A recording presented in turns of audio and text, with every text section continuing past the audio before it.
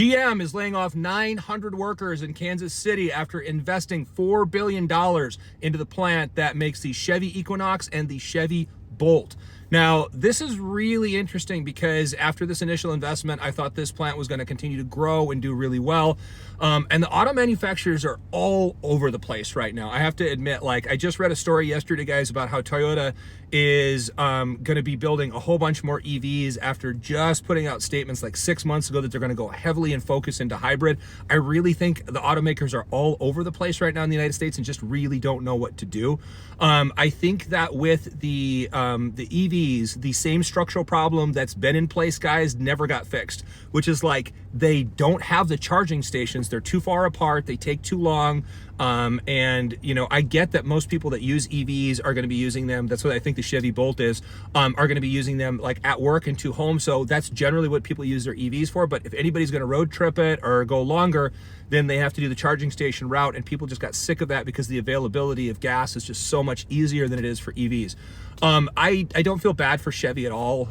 Really, like, the quality of the cars has not improved. Like Chevy, Ford, Stellantis, all these American, you know, like Jeep, like these brands are not improving the quality of the vehicles. And I don't think that anybody should be buying them until they do, quite frankly, because if you're going to buy something, like, I just give you an example. I was in the market 6 months ago to buy a truck. I couldn't afford a new truck because they're crazy right now, the prices.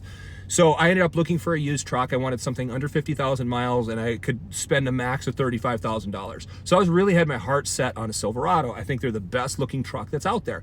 But reliability wise, I knew that getting a Tundra was probably going to go more than double the miles of a Silverado. So it's a bad financial purpose for me to get the Silverado.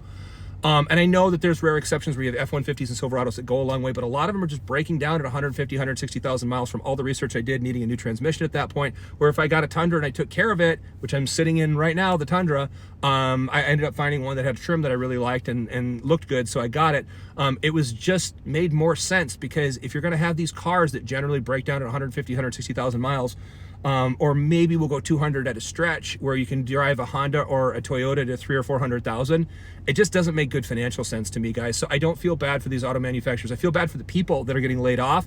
But, you know, as long as people keep buying these cars, and I totally get the patriotic thing of trying to buy American made. I get that, guys.